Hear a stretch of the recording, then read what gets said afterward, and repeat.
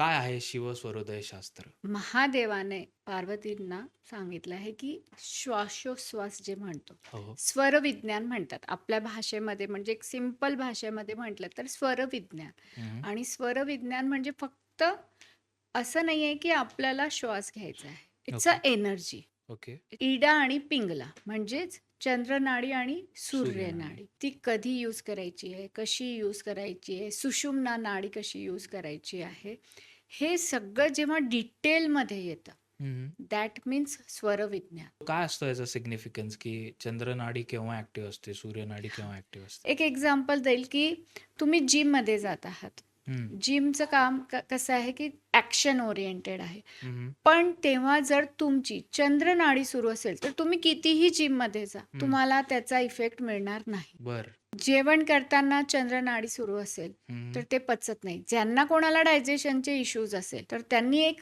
थोडंसं कार्य करायचं, की माझी कोणती नाडी सुरू आहे ती बघायची. 1-2 सेकंद लागतात. अच्छा, आता मी जेवायला बसले. मला असं दिसतंय, की नाही माझी चंद्रनाडी सुरू आहे. मग हं, आता मला तर सूर्यनाडीमध्ये जेवायचंय. मग मी हे हं. कसं शिफ्ट करू? करेक्ट. तर मी हे बंद करेल. मी 5 मिनिटं याच्यानेच मी श्वासोश्वास घेणार आहे हं. आणि मग मी माझं कार्य करेन. ओके, चंद्रनाडी जी आहे, ही तुमच्या राइट साइडचा जो ब्रेन आहे, हं. त्याच्याशी कनेक्टेड आहे. ओके. तर डावी नाकपुडी जेव्हा चालू आहे, तेव्हा तुमचा राइट ब्रेन सुरू असतो. डावी नाकपुडीला पण आपण म्हणतो, की ही हं, कामसाठी आहे किंवा क्रिएटिव्हिटीसाठी आहे किंवा क्रिएशन्स, हं, हं, रिक्रिएशन्स, फन याच्यासाठी आहे. आणि राइट ब्रेन पण तेच काम करतं.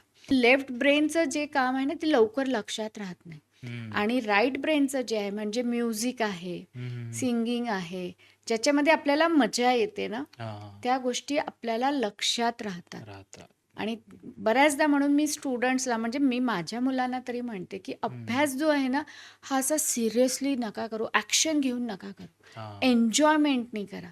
म्हणजे ओके. लेफ्ट नॉस्ट्रिल ही जेव्हा चालू असेल, हं. तुमचं राइट ब्रेन ॲक्टिव्ह असेल. ॲक्टिव्ह असेल, तुम्ही जे काही काम करणार आहात हं, स्मरणशक्तीचं, ते तुमच्या लक्षात राहील. तर जेव्हा केव्हा तुम्हाला ॲक्शन ओरिएंटेड काम करायचं आहे, हं. तुम्हाला असं वाटतं की मला डिसिजन घ्यायचं आहे, मला करेज पाहिजे, मला हिंमत पाहिजे आहे, हां. तर तुमची सूर्यनाडी असायला पाहिजे.